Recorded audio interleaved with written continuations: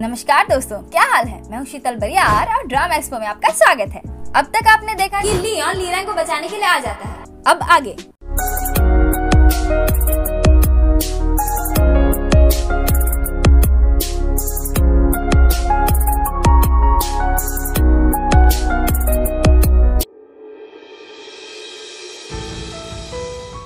Episode की शुरुआत में दिखाया जाता है कि सभी भुक्खड़ आत्माओं ने लीरैंग को उल्टा लटकाकर पकड़ लिया है और वो बोलता है कि मुझे पता था कि वो नहीं आएगा, वो सिर्फ अपनी औरत की परवाह करता है। कि तभी एक आवाज आती है, ओए बच्चे। सामने से लियोन लड़ते हुए आ रहा होता है। उसे देखकर लीरैंग बोलता है, लियोन। तभी लियोन अपनी तलवार फेंककर ऊपर वाले स्पिरिट पर हमला करता है और लीरैंग छूट जाता है। और लियोन लड़ते लड़ते बोलता है, मैंने सुना कि तुमने क्या बोला मेरे बारे में। लीरैंग बोलता है, मुझे तुम्हारी मदद की जरूरत नहीं है। लियोन बोलता है, अभी अकड़ू बनने का टाइम नहीं है, बाद में करना, पहले हम इन सब से लड़ लें। लीरैंग बोलता है, तुम लियोन नहीं हो, वो मुझे बचाने नहीं आता, प्रूफ करो कि तुम लियोन हो।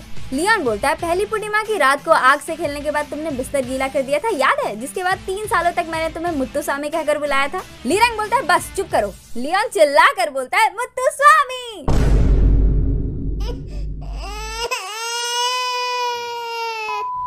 फिर दोनों पूरे जोश के साथ आत्माओं से लड़ने लगते हैं। लड़ते वक्त लीरैंग को बचपन की वो ट्रेनिंग याद आती है जो वो हमेशा लियोन के साथ किया करता था। आत्माओं की तादाद बहुत ज्यादा होती जा रही है, इसलिए लियोन लीरैंग को लेकर भागने लगता है। उधर जिया खुद को उसी कार में अपने मम्मी डैडी के साथ पाती है। वो उन्हें पुकारती है पर वो नहीं सुनते। वो दोनों परेशान होते हैं। एक्चुअली आज के ही दिन जिया का हिप्नोथेरेपी किया गया था और दोनों इसी बात को डिस्कस करके परेशान हो रहे होते हैं। वैसे आपको जिया का वो हिप्नोथेरेपी याद तो है ना? पिछली जिंदगी, सीडी, साइकेट्रिस्ट, वो इमूगी, कुछ याद आया?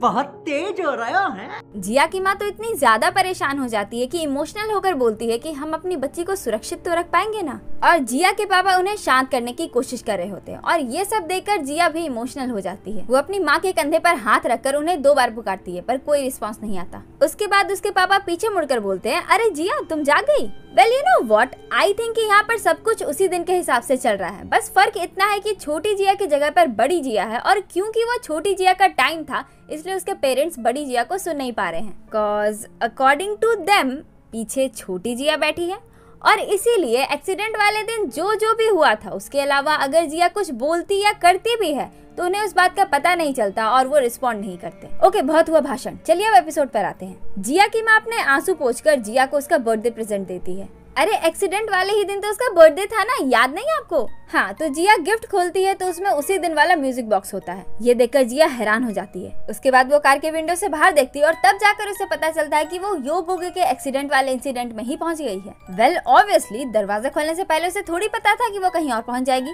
वो तो उस ग्रीन लेडी का पीछा कर रही थी और इसी दौरान अगर वो कहीं और पहुंच गई है तो जाहिर सी बात है अब सिचुएशन को समझने में उसे टाइम लगेगा ही। पर अब जब वो समझ गई है कि वो कहाँ पहुंच गई है और आगे क्या होने वाला है तो इसीलिए वो कार रोकने के लिए बोलती है। वो जोर जोर से चिल्लाकर बोलती है कि कार रोक दीजिए वरना हमारा एक्सीडेंट हो जाएगा, बट दोनों में से कोई नहीं सुनते। उधर आत्माओं से भागते भागते और उनसे लड़ते लड़ते वो दोनों ये रियलाइज करते हैं कि इस जगह पर वो कमजोर पड़ रहे हैं और तो और लियोन के पावर्स भी काम नहीं कर रहे। तभी लीरैंग पर एक भुक्खड़ आत्मा हमला कर देती है। लियोन उसे मारकर लीरैंग को छुड़ाता है। जंगल के दूसरी तरफ से भी और सारी भुक्खड़ आत्माएं आ रही होती है और लियोन फिर से लीरैंग को लेकर भागता है। उधर जिया चिल्ला कर अपने पापा को कार रोकने के लिए बोल रही होती है पर वो उसकी बात सुन ही नहीं पाते और तभी लाइट्स ऑफ हो जाती है और फिर कार का एक्सीडेंट।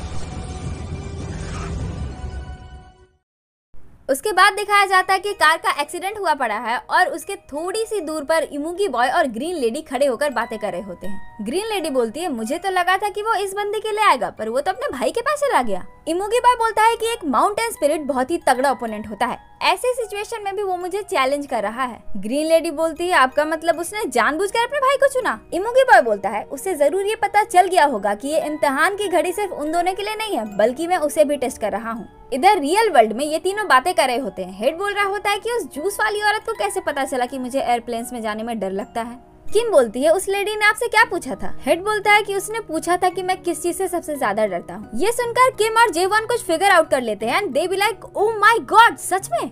उसके बाद जेवॉन बताता है कि आजकल इंटरनेट पर अर्बन लेजेंड का एक टॉपिक बहुत ही पॉपुलर हो रहा है, ये देखिए। एक्चुअली पूरे नेट पर उसी ग्रीन लेडी की बातें फैली होती है जिसे सभी लोग जूस लेडी कहकर बुलाते हैं क्योंकि वो जूस का बॉटल पकड़ाकर पूछती है कि तुम्हें सबसे ज्यादा डर किस चीज से लगता है। किम हेड को बताती है कि ये केस हांगकांग ग्रैनी वाले अर्बन लेजेंड से बहुत मिलती जुलती है, पर यहाँ पर डिफरेंस ये है कि जो भी शख्स उस ग्रैनी के वश में आ जाता था उसे एक गाना सुनाई देता था। फिर किम वो गाना बजाकर सुनाती है।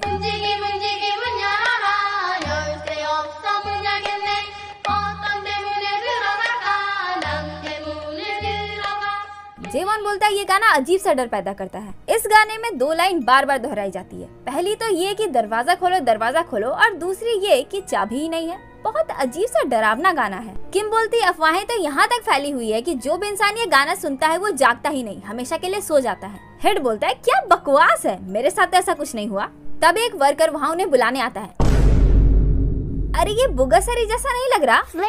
एक ऐसा लेजेंडरी क्रिएचर जो डरावने सपने खाता है। अजीब सी सेंसेशन होने लगती है और उसकी आंख लाल हो जाती है। फिर अचानक से वो उन सिक्कों को खाने लगता है। ये देखकर जिया चौंक जाती है और बोलती है ये क्या? वो आदमी उस पर हमला करने के लिए आ रहा होता है कि तभी लियोन वहाँ जाता है और उन दोनों में हाथापाई होने लगती है। लियोन उसे पटक पटक कर मारता है। ये अभी भी यही काम करता है? अबे तुझे लियोन से डर नहीं लगता है क्या? वो फिर से तुझे पटक पटक के मारेगा। हमको मारो, हमको जिंदा मत छोड़ो सालो।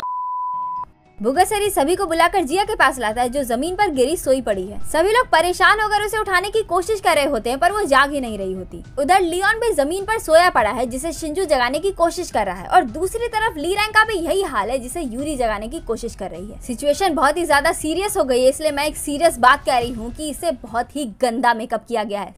साफ साफ मेकअप का पता चल रहा है। अबे बकवास बंद कर। उधर लियोन और ली रैंग को भागते भागते एक पतली सी गुफा जैसा कुछ दिखता है जिसके अंदर दोनों घुस जाते हैं और वो बददिमाग भुक्खड़ आत्माएं पहले मैं के चक्कर में रास्ता ही जाम कर देते हैं, जिसका फायदा उठाकर ये दोनों गुफा के दूसरी छोर से जंगल की दूसरी तरफ निकल जाते हैं। लियोन सोच रहा होता है कि अब तक तो जिया योगोगे पार कर चुकी होगी, क्या मैं दोनों को इस नर्क से निकाल पाऊंगा? आई होप कि मैं सही कर रहा हूँ। ली रैंग बोलता है तुमने अपनी प्रेमिका के बदले मुझे क्यों चुना? ओ तेरी, डिड यू नोटिस समथिंग? इसने पहली बार जिया को औरत के बजाय लियोन की प्रेमिका बुलाया है। ओहो, लगता है जल्दी इसके मुंह से भाभी सुनने को भी मिलेगा। एक्सपेक्टेशंस तो देखो लड़की के। अबे ओ मुंगेरी लाल के हसीन सपने, जमीन पर आजा, निब्बी कहीं की। हेलो मैं तो निब्बी हूँ, छोटी सी मैं निब्बी हूँ। मेकअप करके आती हूँ, दोस्तों को दिखाती हूँ, बॉयफ्रेंड को जलाती हूँ, नए दोस्त बनाती हूँ। ली रैंग के सवालों का जवाब देते हुए लियोन बोलता है वैसे सवाल तो बहुत अच्छा है तुम्हारा, मैं यहाँ क्यों आया?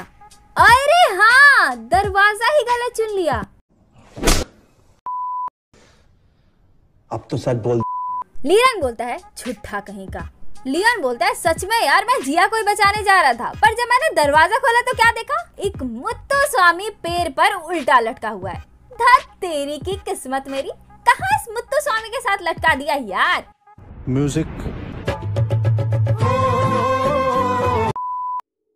लियोन उसका पैर देखता है। बाप रे, क्या हाल किया है पैर का। वैसे आपको याद तो है ना कि जंगल में एंटर करते वक्त ही कैसे उस भुक्खड़ आत्मा ने इस पर हमला किया था? हाँ, तो ये उसी की वजह से है। लियोन ली रैंग का टेम्परेचर चेक करता है, उसे फीवर होता है। इसका मतलब ये है कि उस आत्मा ने जो इसे काटा था उसका जहर फैलना शुरू हो चुका है। तभी गुफा के अंदर से आवाजें आनी शुरू हो जाती है। भुक्खड़ आत्माएं अब किसी भी वक्त उन तक पहुंच सकते हैं। लियोन सोचने लगता है कि 1 घंटे के अंदर ही जहर ली रैंग के पूरे शरीर में फैल जाएगा। मुझे उससे पहले इसे यहाँ से बाहर निकालना होगा। उसके बाद उसके पैर में रुमाल बांधते हुए बोलता है मैंने तुमसे कहा था ना कि इमुगी से दूर रहो, अब देखो तुमने अपना क्या हाल बना लिया है। ली रैंग बोलता है बड़े भाई बनने की कोशिश मत करो। लियोन उसके पैर को कस के बांध देता है। ली रैंग दर्द से बोलता है कमीना साला।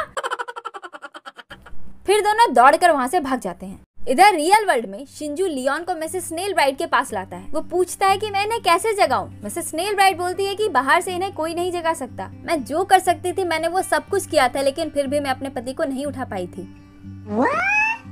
जी हाँ, मिसेस स्नेल ब्राइट के पति को भी उस ग्रीन लेडी ने अपने वही ट्रिक के साथ अपने वर्ल्ड भेज दिया था। मिसेस स्नेल ब्राइट के हस्बैंड को सबसे ज्यादा डर टाइगर यानी कि बाघ से लगता था। वो अपने हस्बैंड को नहीं बचा पाई और बाघ ने उन्हें खा लिया। शिंजू बोलता है लेकिन उसकी दुनिया तो लोगों को भ्रम में डाले रखती है ना। मिसेस स्नेल ब्राइट बोलती है नहीं, उनके साथ वहाँ जो कुछ भी होता है वो असल जिंदगी में भी उनके साथ होता है। मैंने खुद देखा था कि मेरे पति की हड्डियाँ टूट गई थी और उनके मांस के चिथड़े हो गए थे। उनके शरीर का हाल बिल्कुल वैसा ही था मानो जैसे कोई बाघ उन्हें खा रहा है। उधर ली रैंग की हालत भी खराब होती जा रही थी। जैसे उस वर्ल्ड में उसका पैर जख्मी था, वैसे ही रियलिटी में भी उसके पैर का बिल्कुल वही हाल था। जैसे जैसे उन दोनों को चोट लगती जा रही थी, वैसे वैसे यहाँ भी इनके शरीर पर वही असर हो रहा था। शिंजू पूछता है पर वो मादा है कौन? मिसेस स्नेल ब्राइट बोलती है ओतोक्शिनी, मतलब स्पिरिट ऑफ डार्कनेस। जी हाँ, वो green lady spirit of darkness है, मतलब अंधेरे की रानी। वो जहाँ भी जाती है अंधेरा ही फैलाती है, मतलब तबाही।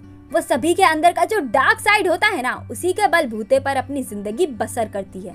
इधर जिया की नींद खुलती है तो वो अपनी माँ को अपने सामने देखती है। उसे लगता है कि उसके साथ फिर से वही ट्रिक दोहराया जा रहा है जो सालों पहले उसके साथ किया गया था। इसलिए वो अपनी माँ से कुछ सवाल करती है। उसकी माँ सभी सवालों के जवाब बिल्कुल सही देती है। जिया बोलती है, आपको पता है मैं ब्रॉडकास्ट कंपनी में एक डायरेक्टर ही क्यों बनी? ताकि मैं अपने माँ और पापा को ढूंढ पाऊँ। 1999 में योगोगे में मेरा पूरा परिवार तबाह हो गया था। तुम मेरी माँ नहीं हो, तुम दोबारा मुझे बेवकूफ नहीं बना सकती। जिया की माँ बोलती है, ये क्या बकवास कर रही हो और ये बार बार एक्सीडेंट वाली बात पर मजाक क्यों बना रही हो? पता भी है हमारा क्या हाल हुआ था जब तुम सालों तक कोमा में पड़ी हुई थी? ये सुनकर जिया हैरान होकर बोलती है, मैं कोमा में थी? और उठकर रूम की सारी चीजें देखने लगती है। तभी उसकी नजर सामने वाले तस्वीर पर पड़ती है जिसमें अपने मम्मी पापा के साथ उसकी ग्रेजुएशन की फोटो थी। उसके बाद जिया अपने पीछे कटर छुपाकर फिर से बचपन वाली वही बात बोलती है कि मुझे वॉलनट कुकीज खाना है।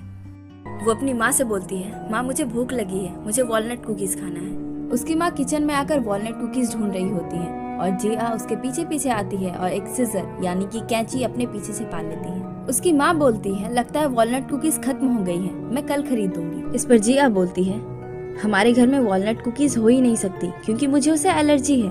उसकी माँ बोलती है, ओह मैं भूल गई थी।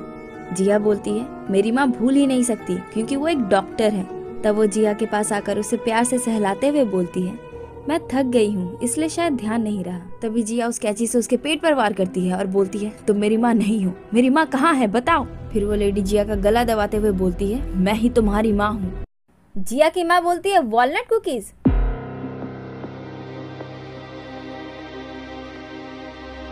फिर उसके पास आकर बोलती है, ये क्या बकवास बातें कर रही है, और उसका नाक खींचते हुए बोलती है, तुम्हें उससे एलर्जी है बच्ची। उसके बाद जिया को विश्वास हो जाता है कि ये उसकी असली माँ है और वो कटर अपने हाथ से छोड़ देती है। उसके घर के बाहर यही दोनों खड़े होकर बातें कर रहे होते हैं। इमुगी बॉय बोलता है, वो फिर से अपने परिवार से मिल गई, हाउ नाइस। मुझे लगा था कि उसका सबसे बड़ा डर उसके नकली माँ बाप होंगे, पर शायद नहीं। अंधेरे की रानी ग्रीन लेडी बोलती है कि आपने सही कहा, ये उसका डर नहीं है। इमुगी बॉय बोलता है, लगता है इस बार भी इसका परिवार इसकी तबाही का कारण बनेगा, बिल्कुल पिछली जिंदगी की तरह। तभी उसे थोड़ी ठंड लगने लगती है। ग्रीन लेडी बोलती है कि उसके सबकॉन्शियस माइंड ने ये जगह क्रिएट की है तो ऑब्वियसली वो हमें यहाँ नहीं चाहेगी क्योंकि हम आउटसाइडर्स हैं। क्या नहीं समझे? अगर समझ गए तो कमेंट सेक्शन में एक थम्स अप दे देना, और अगर नहीं समझे तो कोई बात नहीं, मैं हूँ ना, लेट मी एक्सप्लेन। जिया का सबसे बड़ा डर उसके मन के किसी अंधेरे कोने में बसा हुआ है ना, in other word subconscious mind. So the thing is कि ये सारी चीजें इन्हीं लोगों के सबकॉन्शियस माइंड में चल रही है, जिसके साथ ये स्पिरिट ऑफ डार्कनेस ये ग्रीन लेडी खेल रही है, कॉज यही तो उसका काम है ना। जलवा है हमारा।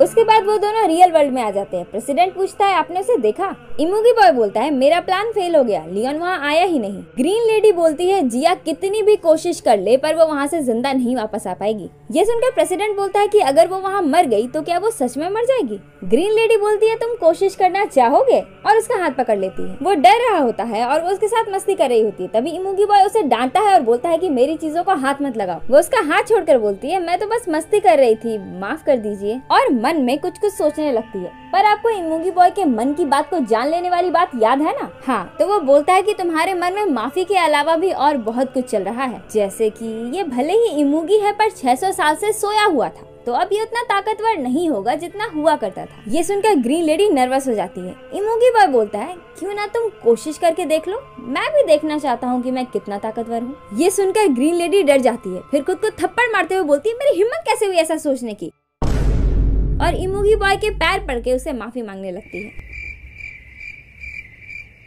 क्या यार, मैंने तो सोचा था कि ये अंधेरे की रानी तो कितनी बैडएस होगी, स्पिरिट ऑफ डार्कनेस, इस नाम से कितना स्वैग टपकता है, पर ये तो अंधेर नगरी की चौपट रानी निकली। शे।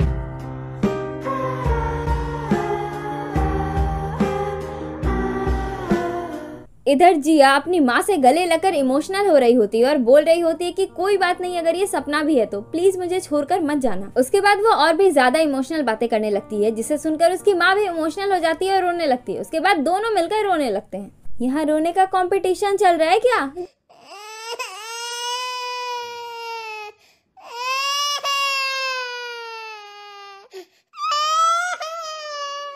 उधर रात हो जाती है और ये दोनों उतनी देर से जंगल में चले ही जा रहे होते हैं, पर उन्हें कोई रास्ता मिल ही नहीं रहा होता। लियोन रियलाइज करता है कि वो दोनों बार बार घूमकर एक ही जगह पर आ रहे हैं। उसके बाद वो सोचने लगता है कि जिया ठीक तो होगी ना, मेरे पास इतना समय नहीं है कि मैं बार बार एक ही जगह पे गोल गोल घूमता रहूं, कुछ तो करना होगा। जिया बस थोड़ी सी देर और तुम खुद को संभाले रखना। तभी लीरैंग गिर जाता है। वो खड़ा होने की कोशिश करता है पर चोट की वजह से वो खड़ा नहीं हो पाता। लियोन उसकी मदद करने के लिए आता है, बट डैम इसकी ये बबल प्राइड, वो उसे अपनी मदद करने ही नहीं देता। ये दोनों भाई ना बिल्कुल एक ही जैसे, मतलब जान जाए तो चलेगा पर शान नहीं जानी चाहिए। खैर मुझे क्या करना, रहो अकड़ में, जब मरने लगोगे तब पता चलेगा। ओए ज्यादा मत बोल, लियोन ऐसा कभी नहीं होने देगा। हाँ हाँ बड़ा भाई लियोन कर देगा सबका गो गोवा एंड गॉन। उधर रियल वर्ल्ड में इमुगी बोलता है, तुमने फैंटम पेन के बारे में सुना है? इमुगी बोलता है, वही ना जो एक बार एक सैनिक ने एक युद्ध में अपने पैर खो दिए थे और पैर ना होने के बाद भी रात भर पैर में दर्द की शिकायत की थी। इमुगी बोलता है, जब पैर ना होने पर भी उस पैर का दर्द महसूस होता है तब से असली दर्द शुरू होता है, और जैसे ही दर्द शुरू होगा दरवाजा गायब हो जाएगा। इधर लीरैंग उठने की कोशिश करता है पर वो उठ नहीं पाता। वो बोलता है, अब मैं और आगे नहीं चल सकता, जहर हर जगह फैल चुका है और मैं ठीक से देख भी नहीं पा रहा। लियोन बोलता है, तुम यहाँ बैठे बैठे उन भुक्खड़ों का खाना बनना चाहते हो? लीरैंग बोलता है, अपनी औरत के पास जाओ, वैसे भी मेरे लिए अब बहुत देर हो चुकी है। फिर से औरत, ये नहीं सुधरने वाला। लियोन बोलता है, तुम बिल्कुल भी नहीं बदले, आज भी तुम वैसे ही हो जब हम पहली बार मिले थे, आसानी से हार मान जाने वाले। जिंदगी और मौत तुम्हें खेल लगती है क्या? लीरैंग बोलता है, क्योंकि मेरे पास कोई ऐसी कीमती चीज नहीं है जिसकी मैं रक्षा करना चाहूँ। मेरे पास कोई ऐसा फर्स्ट लव नहीं है जिसकी रक्षा मैं अपनी जान देकर करूँ जैसे तुम्हारे पास है, और ना ही मेरे पास कोई ऐसा परिवार है जिनका मैं बरसों से इंतजार करूँ जैसा वो औरत कर रही है। ये सुनकर लियोन डिसअपॉइंट हो जाता है और बोलता है, मुझे यहाँ आना ही नहीं चाहिए था, ना ही तब और ना ही आज। लियोन उसके पास बैठकर बोलता है, मैं यहाँ तुम्हें देखने आया था क्योंकि मैंने सुना था कि तुम्हारे रगों में मेरे पिता का खून है, पर तुम तो फट्टू निकले और तुम्हें तो विलिंग ऑफ लिविंग यानी कि जीने की इच्छा ही नहीं है। क्या यार, बेकार में अपना टाइम वेस्ट कर दिया मैंने। लियोन बोलता है, मैं जा रहा हूँ, और गुस्सा कर वहाँ से जाने लगता है। और इसी के साथ एपिसोड का पहला पार्ट भी यहीं खत्म होता है। तो कैसा लगा ये एपिसोड कमेंट करके जरूर बताइएगा। और हाँ, अभी भी 89% से ज्यादा लोग ऐसे हैं जो वीडियोस देखते तो हैं पर चैनल को सब्सक्राइब ही नहीं करा है। अरे फटाफट सब्सक्राइब करके हमारे एक्सपो फैमिली का हिस्सा बन जाइए, तभी तो हमारा हौसला बढ़ेगा। और हमारे इंस्टाग्राम अकाउंट को भी फॉलो कर लीजिए क्योंकि चैनल पर आने वाले सभी वीडियोस के अपडेट सबसे पहले वहीं आते हैं। वैसे वहाँ पर और भी नौटंकियाँ चलती रहती है जो देखकर आपको बहुत मजा आएगा। और हाँ, आप मुझसे वहाँ पर बात भी कर सकते हैं और साथ ही ये सजेस्ट भी कर सकते हैं कि आगे मुझे कौन से ड्रामास को एक्सप्लेन करना चाहिए। ओके दैट्स इट, बहुत हो गया खुद का प्रमोशन। अब अगर आपको ये वीडियो अच्छी लगी तो लाइक कीजिए, अपने ड्रामा लवर दोस्तों के साथ इसे शेयर कीजिए। और हाँ, फिर से कह रही हूँ कि अगर आप इस चैनल पर नए हैं तो चैनल को सब्सक्राइब किए बिना मत जाइएगा। तो आज के लिए बस इतना ही, मिलते हैं किसी और दिन किसी और वीडियो के साथ। तब तक के लिए अलविदा, जय हिंद।